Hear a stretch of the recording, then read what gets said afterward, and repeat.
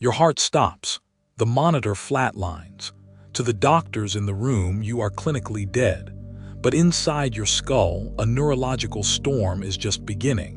For up to 7 minutes after your heart stops beating, your brain remains highly active. But what is it actually doing? Are you drifting into nothingness? Or is your brain running a highly specific, calculated program designed to guide you through the ultimate transition?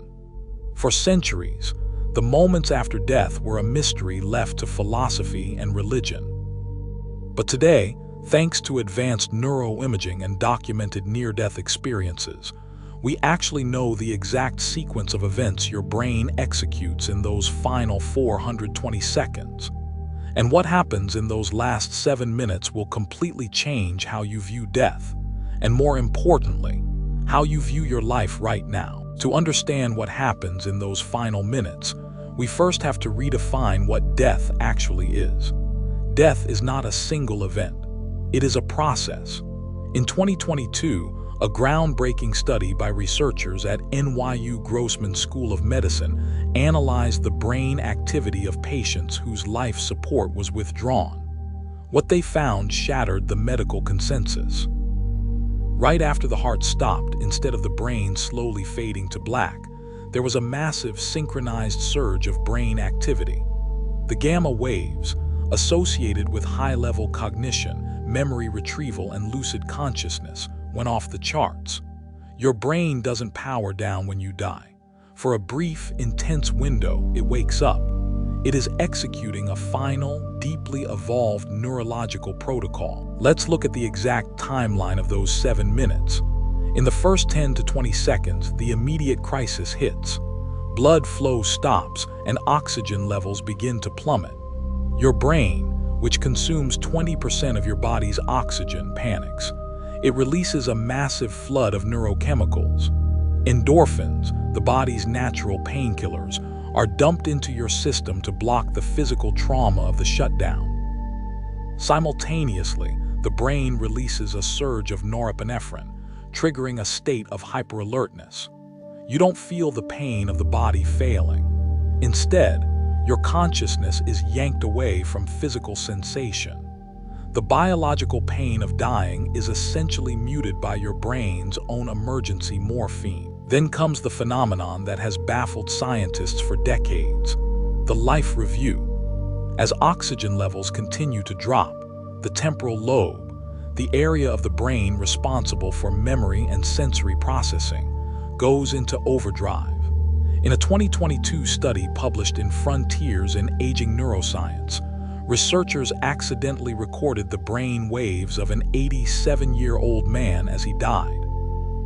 In the 30 seconds before and after his heart stopped, his brain exhibited a sudden increase in gamma oscillations in the memory retrieval networks. Your brain isn't just randomly firing, it is systematically playing back your life. But it's not like watching a movie. Neurologists believe that as the brain's energy reserves collapse, the boundaries between neural networks dissolve. Memories that were compartmentalized suddenly bleed into one another, allowing you to experience your past, your relationships, and your defining moments all at once, in a state of hyperlucidity. As you move into minutes 2 and 3, the spatial and temporal networks in your brain begin to distort. The parietal lobe, which helps you understand your physical boundaries, where you end and the rest of the world begins, starts to lose coherence without oxygen. When the boundaries of the self dissolve, you experience what neuroscientists call ego death. You no longer feel confined to your body. This perfectly explains why over 80% of people who have survived near-death experiences report a feeling of vast expansion or floating above their bodies. It's not a supernatural event. It is the neurological loss of your brain's spatial map.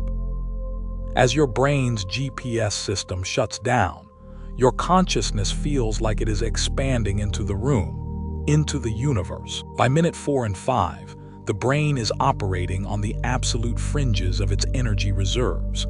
Here is where the phenomenon of the light at the end of the tunnel occurs. As blood flow to the retina stops, your peripheral vision fails first. Your visual field narrows, leaving only the center of your macula functioning. This creates a darkening ring around a central point of light. Simultaneously, the brain, desperate for sensory input as it loses touch with the physical world, may release endogenous DMT, a powerful hallucinogenic compound naturally produced in the brain, triggering profound visual and auditory experiences. Your brain is manufacturing a deeply vivid, peaceful reality to replace the failing physical one. It is transitioning you from experiencing the external world to experiencing a completely internally generated one. And here is the twist that changes everything about how you see this process. Your brain is not scrambling in random panic during these 7 minutes. It is running a deeply sophisticated, evolved survival mechanism. But survival for what? Evolutionary neurobiologists theorize that this final, peaceful, highly active shutdown is an evolutionary adaptation not just for the dying, but for the witnesses. By creating a serene, painless, and meaningful transition for the dying individual, it minimizes the trauma of death for the group around them. But more importantly, it reveals that your brain's ultimate act is not one of chaos, but of profound order. Your brain is hardwired to ensure that your final moments are completely detached from physical suffering, filled instead with a hyperlucid review of everything that mattered to you. So here is the honest reframe. Death is not a terrifying cliff that you suddenly fall off of in the dark. Your brain is holding your hand the entire way down. It has a built-in protocol to shut down the pain, expand your consciousness, and replay the love, the connections, and the meaning you accumulated over your life.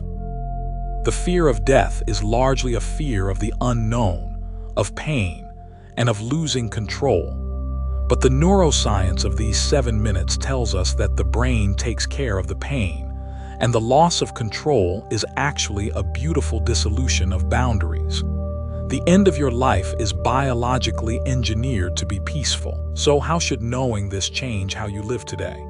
You see, in those final 7 minutes, your brain will not be able to replay the money you didn't make, the emails you didn't send, or the petty arguments you had. Because the brain's memory retrieval in that state taps into the emotional, high-significance networks. It pulls the footage of connection, of love, of moments of awe.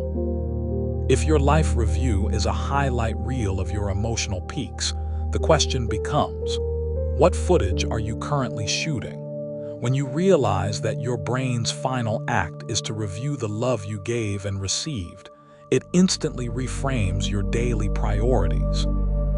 The solution to the fear of death is to live a life so rich in meaning that when the playback starts, you have an absolute masterpiece to watch. Psychologists who study near-death experiences have found a common thread among those who survive them. They return with a radical decrease in the fear of death and a sudden, intense prioritization of time and relationships. You don't need to have a near-death experience to get that perspective. You just need to understand the neuroscience of the end. People who internalize the reality of their biological clock don't live in despair. They live with urgency. They stop wasting time on things that won't make the final memory real. They realize that time is the only non-renewable resource, and they spend it on building the neural pathways of connection, purpose, and peace right now, while they still have the chance to consciously enjoy it. So tell me honestly in the comments, if you knew your brain was going to replay your most meaningful moments in those final 7 minutes, what is the one memory you would want to make sure is on that reel? I want you to actually write it down in the comments right now. If this kind of breakdown, where we decode the greatest mysteries of your human experience using hard neuroscience, is what you're looking for, this is exactly what MindConnect exists for. Hit like, subscribe for more deep dives into the neurology of your existence, and share this with someone who needs a reminder to focus on what actually matters. We only get one run. Make the footage count. See you in the next one.